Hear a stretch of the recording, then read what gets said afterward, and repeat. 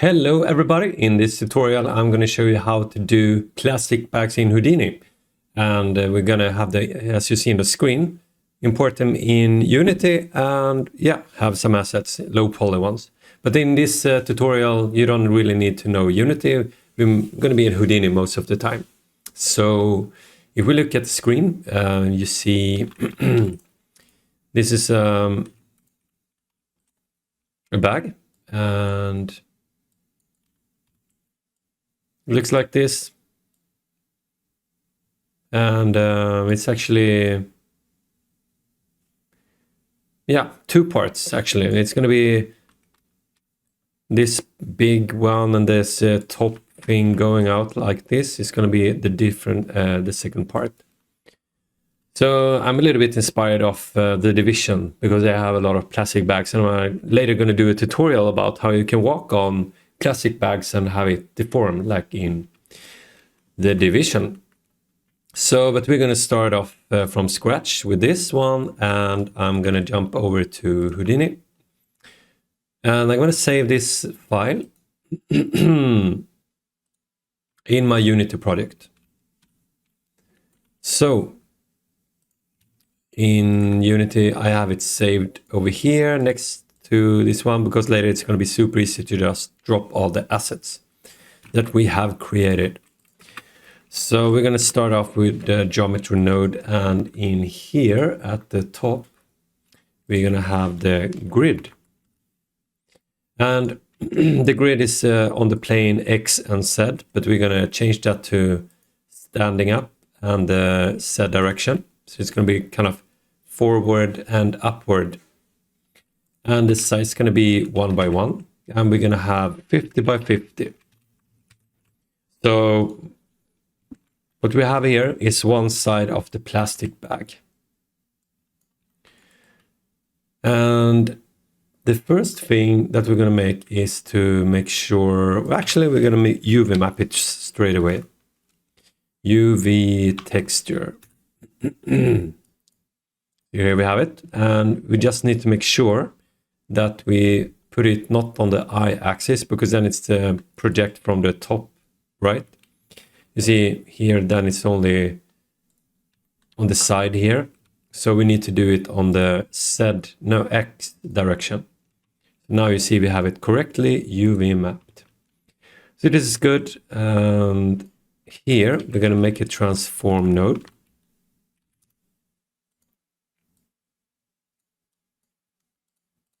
And we're going to make a copy of this one here. So whatever we do in the x-axis, because you see x here, that's the way that the plane is facing. So if we move here, you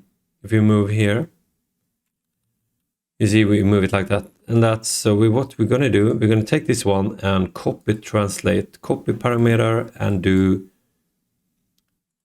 paste relative reference, and we're gonna negate it. So in the beginning we do a minus. Now you see if we do this one a little bit like forward, you see the other one is moving, so it's going to be like this. So this is super nice. So then we just merge it like this, and so what you can see here is that when we move this part here, this side here is faced the wrong way, because the dark side is the vertex direction inside. So this needs to be flipped, and it's actually this part here. So I'm just going to swap it like this to make it more logic what's happening. So this part here, this one, we just need to reverse the UVs, well, vertex, I would say. And so let's see, after that we kind of do this vellum cloth. And usually we use vellum solver, But when you do textile and stuff, you can use this vellum drape. And I'm going to show you in a minute why this is really nice. So what's happening here is now we need to weld these together. So we need to make groups. So here you see a drape. We need weld additional seams. And here it asks for one group and a target group. So what we could do, we could, yeah, I'm not going to, no, I'm going to show you here. So up here, we make a group. And this group, we need the points, right? So on this one, we're going to change to points. And here you can see include by edges. So we do the unshared edges. So if you wonder what an unshared edge is that, you see this edge here doesn't share any other edge. But if you see each prim here, this edge share a prim. So this prim here and this prim here has each their own edge. They're not sharing an edge. So they have two edges that share the same. Well, actually, maybe they share edge, but that's what they mean. Unshared edge is the one that's only have one prims using it. So, and now when we have all the edges like this, we're gonna here make sure that we group rename. Yeah, that's nice. We are gonna make a group rename. So we're gonna take this group 1. Well, actually, I'm gonna do base edges like this. And we're gonna do remove it and do base edges, and we can do weld 1. Then we just copy it to the other side and we do weld 2. So when we have that one down in vellum drape, we can now take the group 1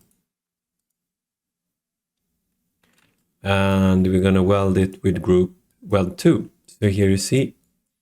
And because we did it so uniform here, we just copied and transformed it. It's going to be each point to the next point. And if you have problems, you might be lucky if you offset it like this or do the reverse and so forth. But we don't need to do that.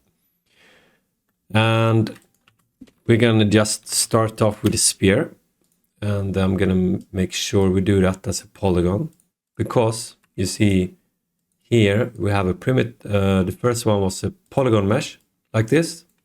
But I prefer to work with a polygon because you have a more unified mesh like this. So this one I'm going to go into the collision here. And you see it's a little bit too big, so we're just going to go and scale it down a bit like this. So if we now simulate,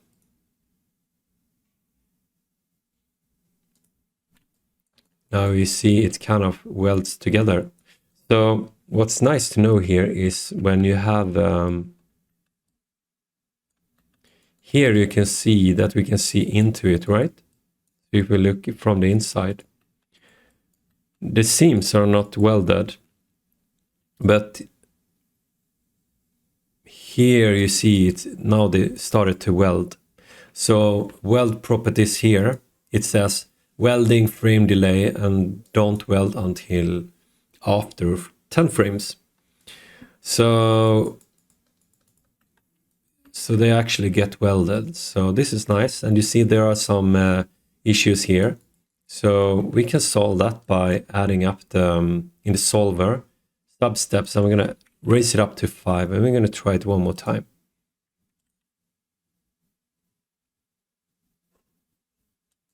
And now you see it much more better here. You see the seams and it start to weld here, bam, and you see we don't have these strange artifacts. And of course you might have different resolution and stuff, then you need to play around with the sub-step, of course, and you can play with this one too, but I would leave that and just work with the sub-steps. And also I'm gonna in the forces, I'm going to take the gravity and multiply it with 0. Then it will actually be 0. And I just multiply it with 0 because then it's easy to remember the value. Usually it's 9.80665, I think. But yeah. So if we now one more time simulate this.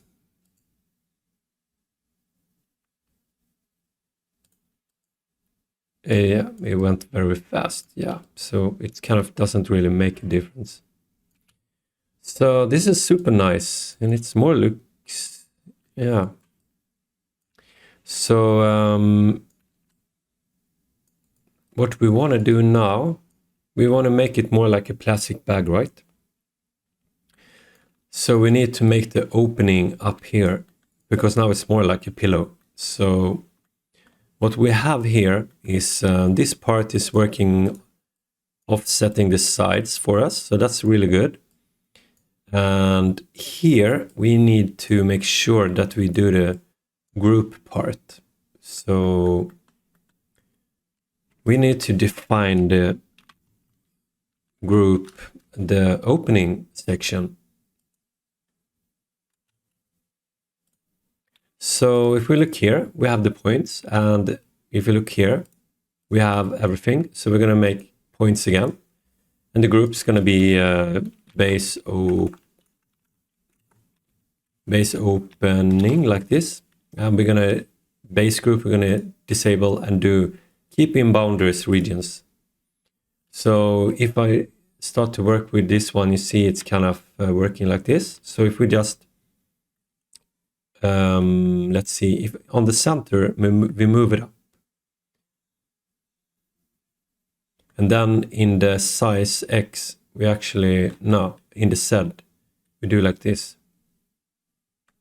So now you see we actually have we can do like this. So now you see we kind of, oh, this is good actually. So now you see we have everything selected except these boundaries out here. Maybe we could inverse this group actually. But let's say you have a group like this, and you can do group combine. So if we do, and if you see this round dot circle with a square, if you press it and do here points, you can see base edges. You see it's these are the points, right, for the edges, and this is the opening, and this is not in group. So if we take group name base edges equals base edges, means we haven't done any difference. But if we do here, if we take the base edges and subtract with base opening, now you see we have only the edges like this. So and now if we do this thing again,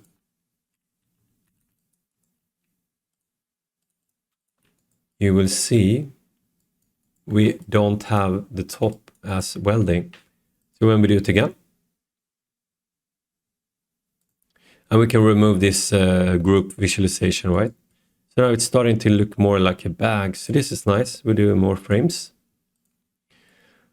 So I'm just gonna make sure that we save this file first. So to compensate for Unity, you need a transform and do the units 100 times, because it's a difference in Unity and Houdini. And actually, you can do file cache like this.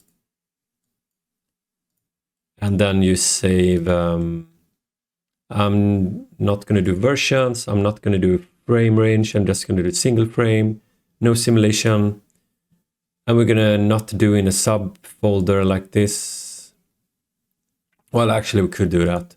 And we're going to do plastic bag.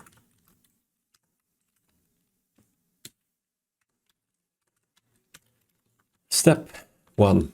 And if we save that to disk, we can, now we have the frame 15 saved, so we never need to we can work from this one.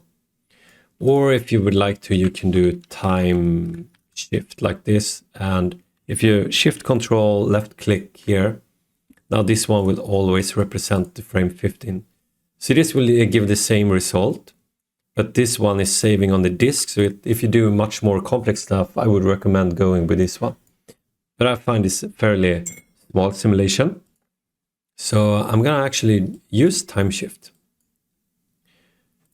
So 100 times bigger, and we're gonna make ROP FBX output, and we're gonna have it next to our hip file and do plastic bag.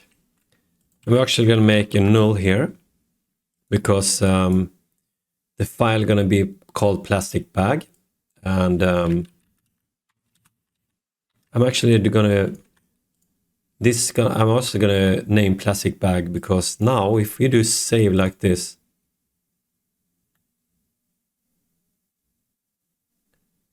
if you look at this mesh here, you see that it's called plastic bag, and the mesh is also called plastic bag. And this plastic bag name here is what the last node is. So if we didn't have this one, it would be called transform free. So that's why I want this one. So this is the FBX file, and as you see here, if we do it on the center in the world, it's not standing on the ground. So we're gonna make sure we do that. And so what we do here, we're gonna just make a clean. I'm gonna make sure we clean this mesh because it has a lot of things, attributes. So we're gonna remove everything except the UV maps. So what you need to do, you need to do this hat, and then write UV like this. So now you see we have only UV left, and we have the groups. So you can remove groups here too. Now it's only position and UV. And I also want to make sure we match size and do this center min, which means now the minimum part stands on the ground. And I'm also going to add normals like this. And gonna make it on point, so it's actually gonna be super smooth like this. So if we look at this mesh here, and you can also see it looks a little bit, yeah, you actually didn't have the artifact. Yeah, okay, you see here the edges are a little bit sharp. But if we now export it with all these settings and save to disk, it's more smooth, and it's actually standing on the surface.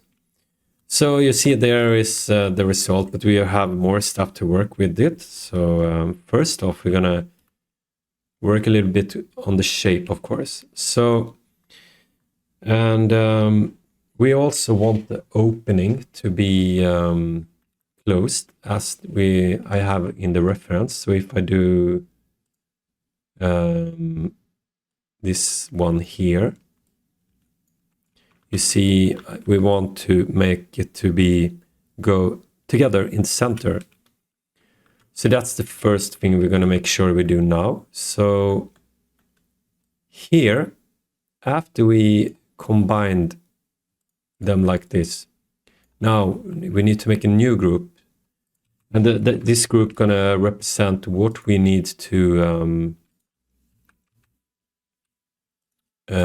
contract together. So we're gonna make it points, and this is gonna be contract opening. We're gonna do it in keep in bounding regions, bounding box. And I'm just gonna pull it up like this. So these points we're gonna contract really hard. So by doing that, now we have a contracting opening group. So here we do the settings on vellum. It's just only about the cloth, right? And this one do the welding part with the weld seams. And now here we're gonna here make vellum constraints. And this part here doesn't really matter, it's just a collision going way through here. I actually do want it to be like this because I find it more logic to look at. But this one, we're gonna make this to a point group type, and we're gonna make sure we have contract opening. And we're gonna do the rest length. The rest length is, if we leave it at 1, if this rest length scale is left to 1, when we start simulate, it will try to keep the length to the same length all the time. So if we do like 2, it will, in the simulation, expand it to be like twice as long. So it's going to be from here, this part here, going to try to be all the way to here. But we're actually going to contract the opening to like super tiny. So we're going to make all these top points go together really tight. So we have it only on the points on the top right, because we made this group here. Only these points gonna go contracting. So if we now try this out and see how this looks, let's see.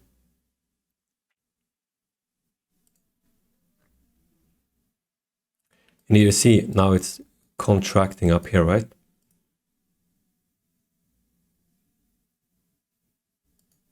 And now it welded the seam as well. So now you see we're starting to get this classic bag shape. Really nice.